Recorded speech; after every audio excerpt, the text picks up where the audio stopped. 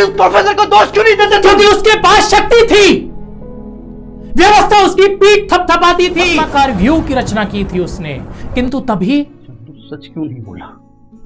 लेकिन वो झूठ भी तो नहीं बोला। सत्य और न्याय का पक्ष जानते हुए भी मैं उसके विरुद्ध खड़ा रहा।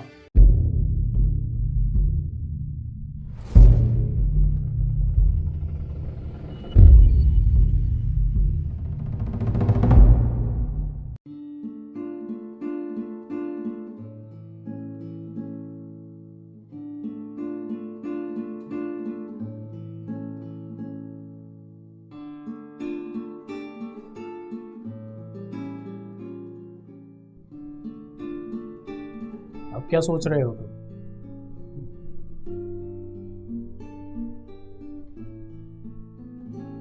कुछ नहीं। क्या तुम चंदू के विषय में नहीं सोच रहे हो?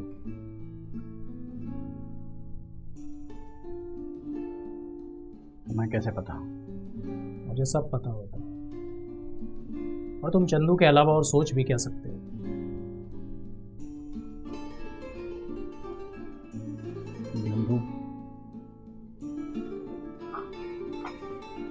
चंदू सच क्यों नहीं बोला? लेकिन वो झूठ भी तो नहीं बोला। उसने तो नहीं कहा कि प्रेसिडेंट को तुमने धक्का मारा, उसने कहा कि हो सकता है। पर वो जानता था कि प्रेसिडेंट को मैंने नहीं धकेला है। वो जानता था मैं अपराधी नहीं हूं, मैं खूनी नहीं हूं। उसके बावजूद उसने सच नहीं बोला। बिल्कुल यही प्रश्न किया था द्रोणाचार्य ने। भूल क्यों जाते हो तुम? याद करो, महाभारत का 15वां दिन, घमासान युद्ध चल रहा था। द्रोणाचार्य स्वयं सेनापति था।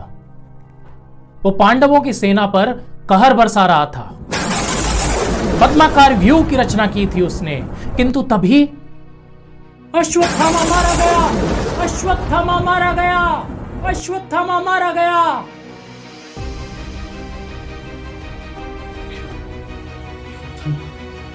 रुको!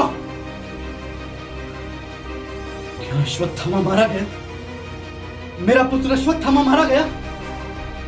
सारथी, रथ को युधिष्ठिर की तरफ ले चलो। तुम्हारे इस उत्तर पर मेरा जीवन निर्भर करता है युधिष्ठिर। सत्य बोलो, कौन मारा?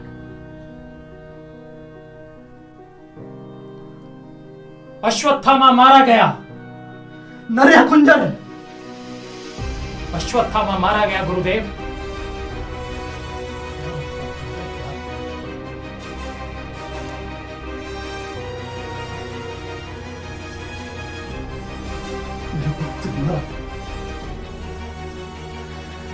अब मैं युद्ध नहीं करना चाहता, नहीं करना।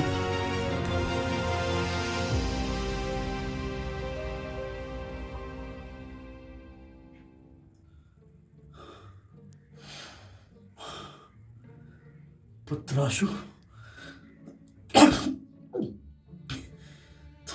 तुम जीवित हो। फिर वो धर्मराज मुझसे झूठ क्यों बोला? सत्य और न्याय का पक्ष जानते हुए भी मैं उसके विरुद्ध खड़ा रहा। राजकीय अन्न की दास्तां और समझौते का चरित्र। ठीक किया तुमने युधिष्ठिर, ठीक किया। अच्छा किया। मिल गया तुम्हें तुम्हारे प्रश्नों का उत्तर? क्या चंदू की धर्मराज से तुलना करना ठीक है? फिर झूठ। तुम्हें पता है तुम्हारे प्रश्न का उत्तर क्या है, लेकिन तुम सच नहीं बोलना चाहते। एक बात बताओ, चंदू को झूठ बोलना किसने सिखाया? किसने सिखाया? तुमने। और किसने? मैंने। तुम उसके लिए कब सच बोले? तुम्हारे हर एक झूठ से उसके विश्वास को कितना धक्का लगा। एक शिक्षक के रूप में तुमने उसे क्या दिया? अर्थशास्त्र पर भाषण, माल्थस, पिंगू और कैंग के सिद्धांत, ये तो किताबों से भी पढ़े जा सकते थे। सवाल यह है कि तुमने एक शिक्षक के रूप में उसे क्या दिया जो उसके जीवन को अर्थ देता। बस रह रहकर मुझे ही दोष दिए जा रहे हो। लेकिन यह बताओ कि मुझे झूठ बोलना किसने सिखाया? इस दम घोटने वाली व्यवस्था ने। क्या मैं शुरू से कमीना था? नहीं। क्या मेरे अंदर आक्रोश नहीं था, छटपटाहट नहीं थी? था। क्या मैंने मास्टर्स गैंग और पिंगू के सिद्धांत के आगे जीवन का अर्थ खोजने की कोशिश नहीं की? तो फिर उस प्रोफेसर को दोष क्यों नहीं देते? क्योंकि उसके पास शक्ति थी, व्यवस्था उसकी पीठ थपथपाती थी, और शक्ति होने के कारण उसका अधिकार था तुम्हारी नियति तय करना। सवाल यह है कि उसने जो तय कर दिया तुम उस पर क्यों नहीं चले? तुम्हें याद है जब तुमने पहली बार विरोध करने की कोशिश की थी तो इस सत्ता ने सीधा तुम्हारे अस्तित्व पर हमला किया था, कभी धमकाकर, कभी आतंक दिखाकर। इसलिए विरोध मत करो।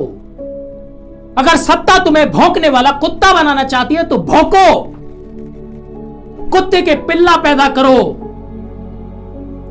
चंदू और धर्मराज पैदा मत करो, राजकुमार और दुर्योधन पैदा करो।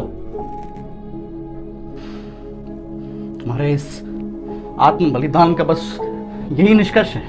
वजनी शब्दों का इस्तेमाल मत करो, अर्थ खो दिए उन्होंने। मेरा आत्म बलिदान, तुम्हें पता है मेरी पत्नी कहां है?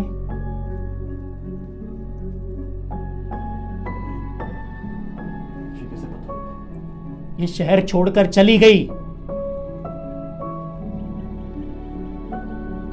उस अफसर की भूखी नजरों से बचने के लिए, उसकी टपकती हुई लार से बचने के लिए।